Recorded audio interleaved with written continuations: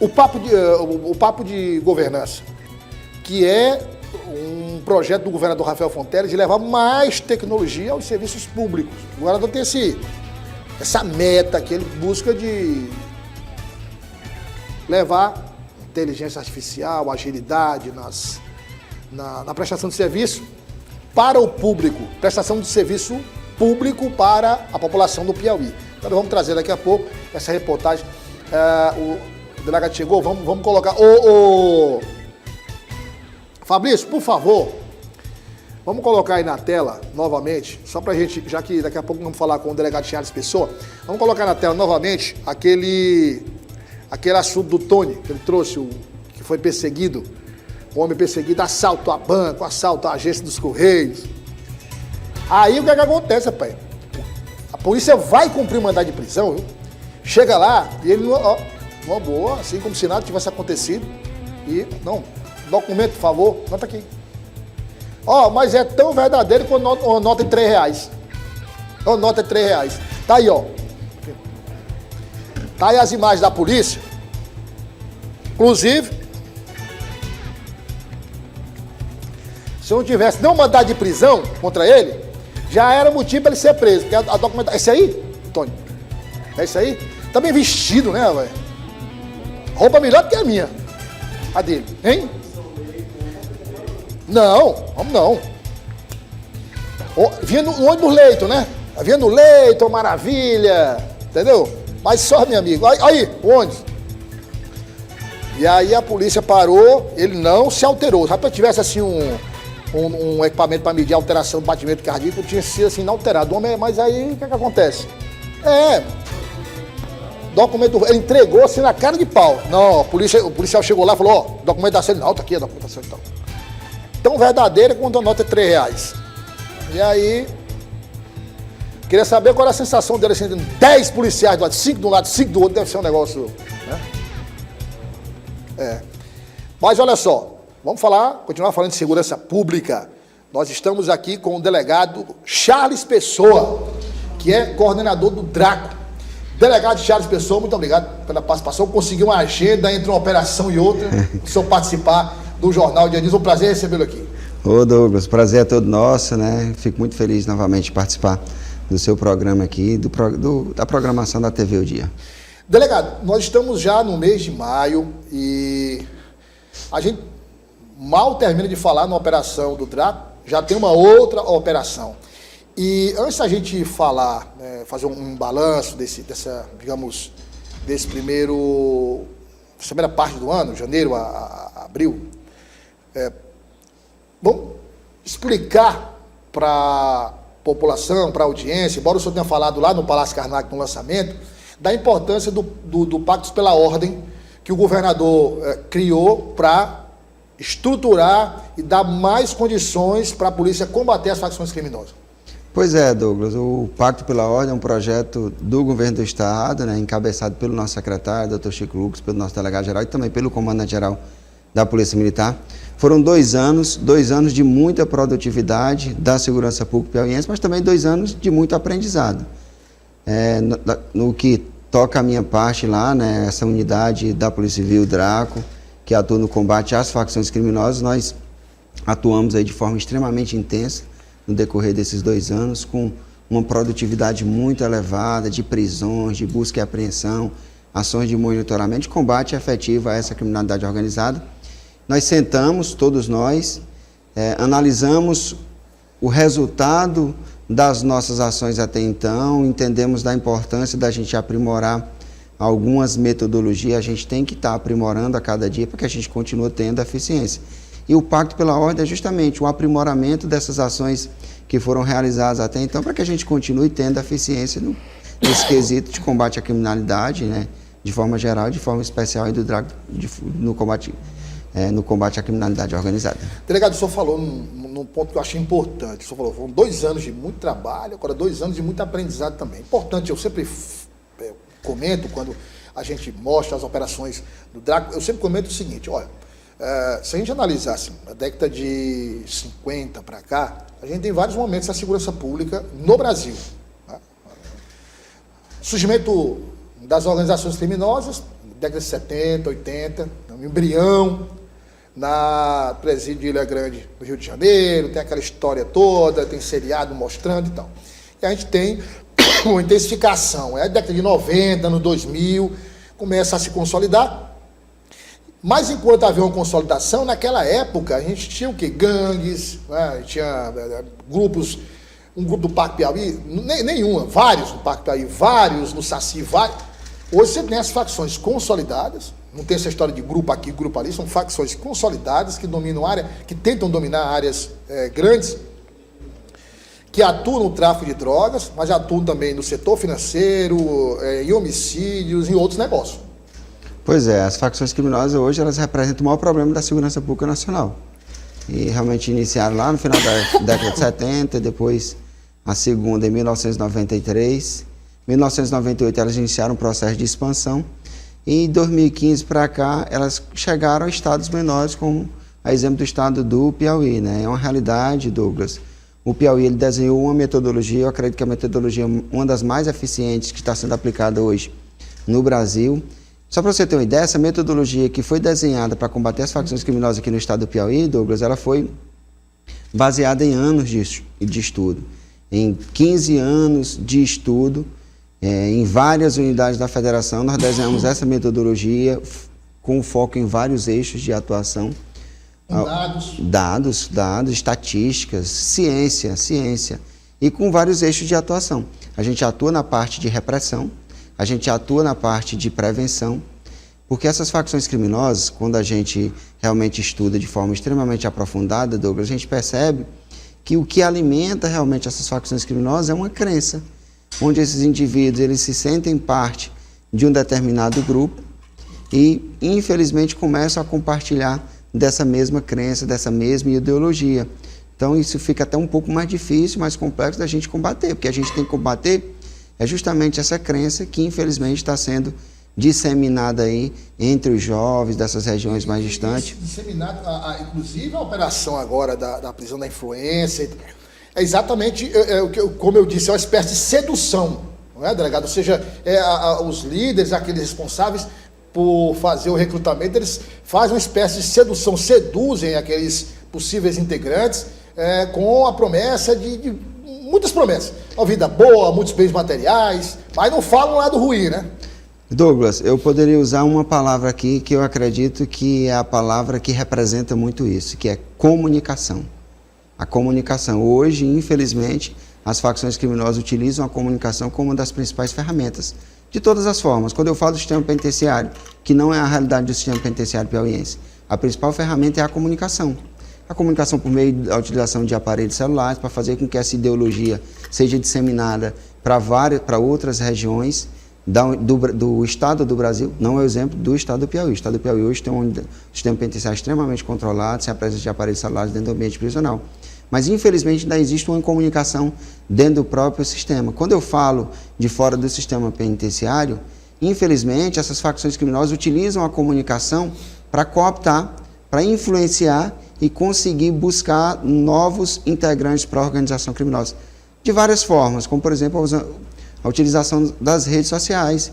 Deflagramos uma operação muito importante. Agora, na última quarta-feira, prendemos 11 mulheres. O foco da operação foi prender única e exclusivamente mulheres. Por quê? Porque foi para desarticular uma célula, um núcleo da facção criminosa composto única e exclusivamente por mulheres que, além de integrarem a facção criminosa, elas praticavam outras ações por interesse da própria organização. E dentro das ações é justamente a comunicação, a utilização das redes sociais, uma delas criminosa, se passando por influenciadora, por orientação da própria facção criminosa, para ela disseminar essa cultura e a ideologia da facção criminosa. Então ela ia para as redes sociais para fazer ostentação de arma de fogo, de símbolos da própria facção criminosa, por orientação da própria organização criminosa, para influenciar jovens, tanto da região dela, como também de outras regiões, para que esses jovens ingressassem na facção criminosa. Então a comunicação, com certeza, é uma das principais ferramentas, infelizmente, usadas por essas organizações criminosas. Por isso que a gente também tem que atuar com comunicação. É por isso que a gente tem que remover as pichações que existem principalmente nas regiões mais distantes Que é do uma centro. forma de comunicar. É uma forma de comunicação. Pichação é uma forma de comunicação utilizada por essas facções criminosas. Quando a gente remove as pichações e quando a gente acompanha, quando a gente pega um daqueles pincéis e apaga a pichação, ali nós estamos nos comunicando. Ali é um ato que representa uma comunicação para os jovens, para as regiões, de que aquele símbolo é um símbolo criminoso e é uma propaganda do mal. E nós estamos lá apagando, erradicando aquela comunicação, aquela propaganda que representa o mal e não o bem. Delegado, o senhor falou dessa operação que foi realizada com foco basicamente em mulheres. A gente já tinha constatado isso, a polícia já tinha informado nas reportagens que as mulheres cada vez mais participavam, por exemplo, das bocas de fumo. Começaram lá com as esposas dos donos das bocas, passaram a trabalhar mais diretamente, quando o marido ia preso elas assumiam, depois elas passaram a criar as próprias bocas de fumo. Agora a gente está vendo participação mais ativa das mulheres nas organizações criminosas. Isso hoje é fato? Participação, pode-se dizer, até em cadeia de comando? É uma realidade um pouco recente, mas é uma realidade, que é justamente a migração, a entrada dessas mulheres dentro das facções. E a partir do momento que eles começaram a fazer essa cooptação de mulheres, eles criaram um núcleo dentro da estrutura da organização criminosa, que é um núcleo, uma sintonia feminina, que é composto única e exclusivamente por mulheres. E mulheres hoje que ocupam realmente funções de destaque dentro da estrutura piramidal, funções de comando dentro da estrutura piramidal, coordenando tanto mulheres como também homens que integram essas organizações criminosas, determinando execuções, coordenando ações de grande vulto por interesse da própria organização criminosa. Então, Douglas, infelizmente é uma realidade. Nós já identificamos essa realidade, estamos atuando para evitar com que essas facções criminosas influenciem a mente e o coração dos nossos jovens.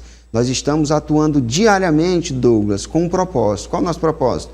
Evitar com que essas facções criminosas destruam famílias piauienses. Delegado, e considerando aí uns 2 anos, um período que o senhor mencionou, e esses meses iniciais de 2025, qual o balanço que o senhor faz? Um balanço, claro, positivo, a gente mostra todos os dias aqui, essa metodologia própria do Estado do Piauí de combater as facções criminosas que geram um resultado totalmente diferenciado do restante do país. Não precisa nem ir longe, basta ver os estados vizinhos, fazer um comparativo com os estados vizinhos. Não é um combate que se resolve da noite para o dia, longe disso, mas o que é que o senhor pode afirmar em termos de resultados práticos? O combate às facções criminosas é uma tarefa extremamente complexa, né? Não é fácil combater o crime organizado, principalmente em uma realidade que a gente está vivendo hoje, né? Dessas facções inseridas, infelizmente, em todo o contexto da sociedade brasileira. Mas o Piauí está realmente desenvolvendo um papel extraordinário, muito eficiente, Douglas, eu posso assegurar. E se a gente for fazer um comparativo hoje com janeiro de 2023, quando nós iniciamos esse trabalho de combate à criminalidade organizada extramuros, a gente pode assegurar que é um resultado extremamente positivo. Ainda existe a presença dessas facções criminosas, mas elas estão muito enfraquecidas se a gente for fazer essa comparação com o ano de 2022 e início de 2023. E os números falam por si só. Nós temos uma redução muito grande nos números de homicídios, nos números de roubo, nessa criminalidade violenta. Isso é fruto de um trabalho conjunto, a gente sabe disso, mas esse trabalho de combate às facções criminosas tem também contribuído e muito significativamente para a redução desses números. Até porque, Douglas, quando a gente pega a estatística e pega o nome das pessoas que se envolveram nos homicídios, tanto os executores quanto as vítimas, a grande maioria deles faziam e fazem parte dessas facções criminosas. A grande maioria desses crimes violentos, quando a gente vai analisar e investigar, tem membros dessas facções criminosas envolvidos. Então, é fundamental que a gente combata as facções criminosas. Quando a gente combate uma facção, quando a gente efetua a prisão de um faccionado, ali não representa apenas uma estatística de uma prisão. Ali representa um resultado muito positivo, principalmente no que diz respeito à repressão, como também de prevenção. Nós estamos evitando com que muitos cidadãos e cidadãs piauienses sejam vítimas de um roubo, seja vítima de um homicídio, de um latrocínio. Então, eu posso assegurar para você que combater as facções criminosas efetuar a prisão de faccionados é uma tarefa extremamente positiva quando a gente traz aí para a contribuição aí com a redução dessa criminalidade violenta. E aí o trabalho feito de combate às facções criminosas, como o senhor disse, tem que ser feito em várias frentes. Uma delas, por exemplo, as facções criminosas têm uma atuação forte na lavagem de dinheiro. Ou seja, o dinheiro que vem do tráfico, o dinheiro que vem de outras atividades criminosas, o dinheiro que tem que ser lavado para ser utilizado de forma lícita, né? A polícia também tem agido nessa frente, a segurança pública do Piauí também, inclusive o próprio governador, numa entrevista, disse, olha, tem muitos aplicativos, muitos sistemas são desenvolvidos pela segurança pública do Piauí e utilizados nesse combate. Com certeza, a segurança pública piauiense tem esse destaque, tanto no desenvolvimento dessas ferramentas, né, tecnológicas, que tem contribuído com esse trabalho de combate à criminalidade organizada, à criminalidade de forma geral. E a gente atua, sim, Douglas, no combate à lavagem de dinheiro. O Piauí hoje tem um laboratório extremamente moderno, que é para contribuir, auxiliar as unidades da Polícia Civil nesse quesito combate à lavagem de dinheiro. Então, profissionais extremamente capacitados, passando por treinamentos frequentes, né, tanto aqui no estado do Piauí como fora do estado, né, com integração com o próprio Ministério da Justiça. Então, eu posso assegurar que a gente está atuando em várias frentes e uma dessas frentes é justamente combatendo a lavagem de dinheiro. Lavagem de dinheiro que e também, delegado, um outro detalhe. Se a gente lembrar bem, várias operações feitas pela Polícia do Piauí tiveram ações em outros estados, São Paulo, ou seja, as operações atingem aonde tem que atingir. Não é porque saiu do Piauí que a Polícia do Piauí não vai atrás.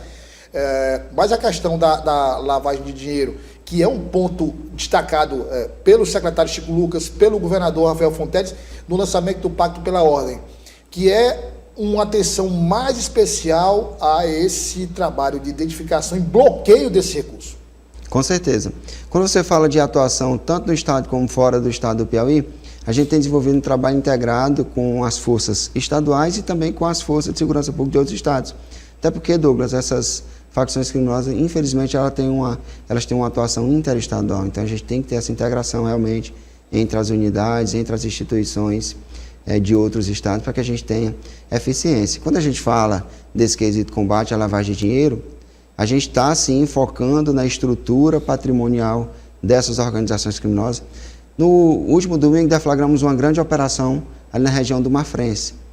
E uma das residências lá, Douglas, que é a residência que simboliza muito para a célula criminosa, ela já foi alvo de mais de 50 buscas e apreensão. 50? Mais de 50 buscas e apreensão.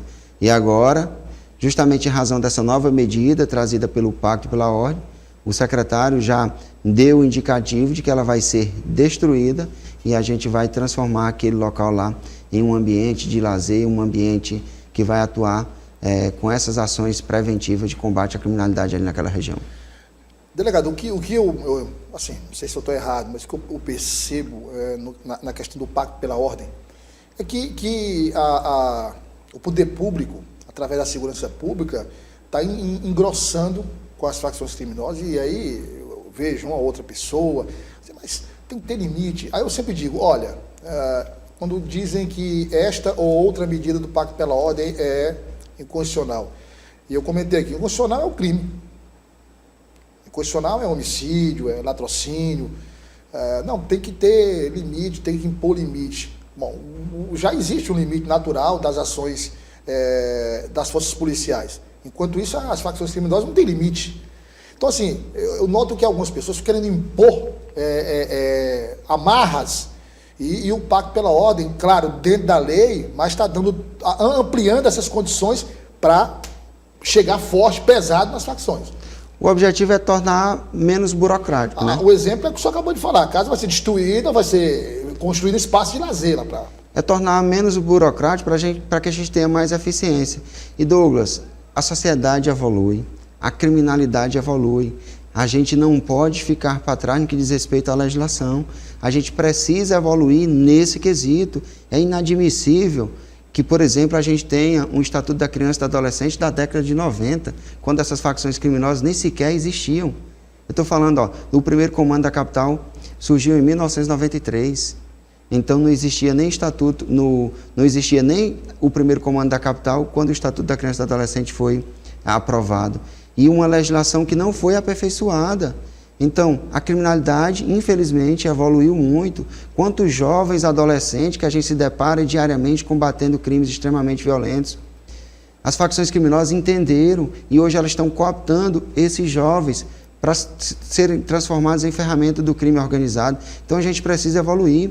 No último final de semana, um adolescente menor de idade, com várias passagens, estou atribuindo a responsabilidade ao Poder Judiciário. O Poder Judiciário não tem culpa. E nem o Ministério Público. Isso é culpa da legislação atual. Um menor de idade já tinha sido apreendido algumas vezes, matou um policial militar. Então a gente precisa aperfeiçoar. A gente não pode tratar um menor de idade, membro de facção criminosa, como um menor de idade que pratica um crime ali de menor potencial ofensivo.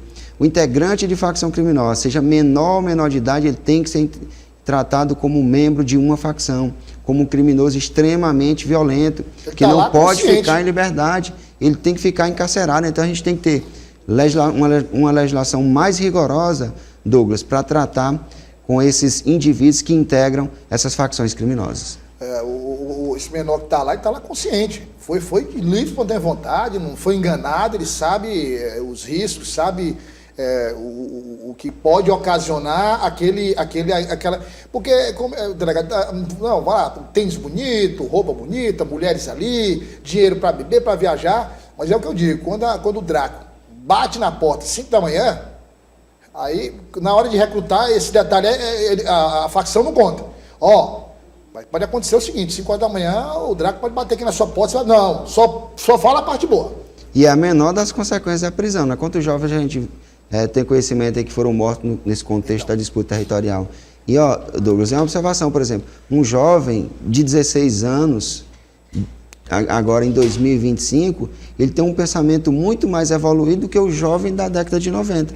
Então, o Estatuto da Criança e do Adolescente, ele foi aprovado em 1990, né, realmente para atender a sociedade naquela época. Só que a sociedade evoluiu, a criminalidade evoluiu e nós precisamos aperfeiçoar esse quesito. Diariamente a gente se depara com jovens de 16, 17 anos, quase 18 anos, que têm conhecimento do que eles estão praticando, sabem das consequências, mas infelizmente eles se apegam e se protegem a essa legislação que deve ser atualizada e de forma extremamente urgente, porque senão a gente não vai conseguir realmente vencer essas batalhas. Essas facções criminosas não tem só assessoria contábil, tem jurídica também.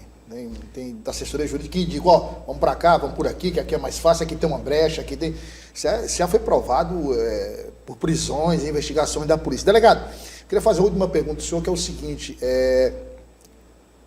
as facções criminosas, elas atuam muitas vezes com parcerias com outras facções de outros países, há um entendimento, há uma relação muito forte dessas facções criminosas. Na cooperação, quando há necessidade com outros países, há uma facilidade, há um entendimento da polícia, há uma disponibilidade dessa cooperação? Sim.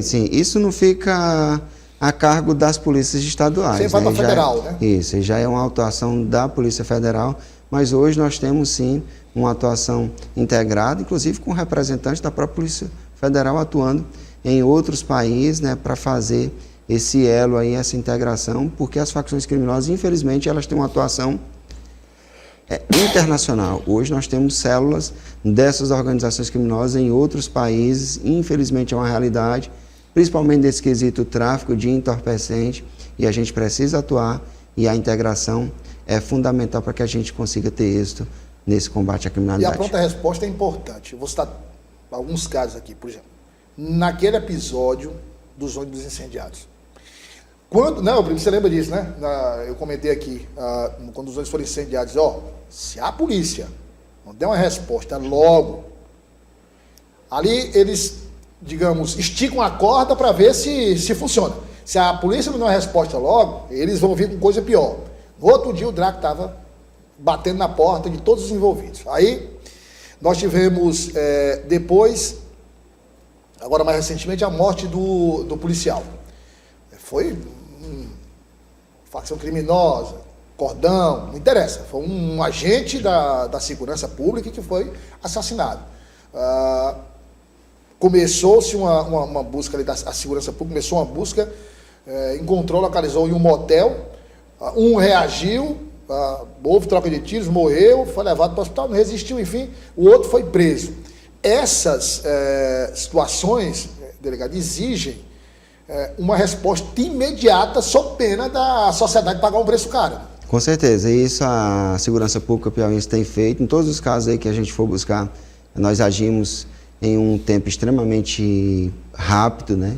Como você citou o caso da queima de ônibus, eles incendiaram os ônibus no final da tarde, início da noite, no dia seguinte nós já estávamos cumprindo medidas cautelares, tanto de prisões como de busca e apreensão, que não foram representadas naquela noite. Só para você ter uma ideia, lá no DRAC nós temos inúmeras operações prontas para serem deflagradas. São inúmeros membros de facções criminosas monitorados no decorrer das 24 horas.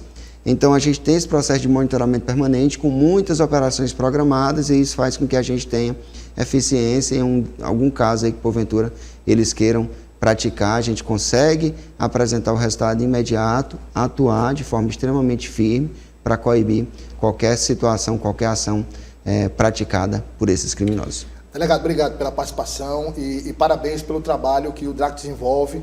A gente vai continuar acompanhando essas operações, porque são operações necessárias e, como o senhor disse, colocam o Piauí no estágio de destaque em todo o país.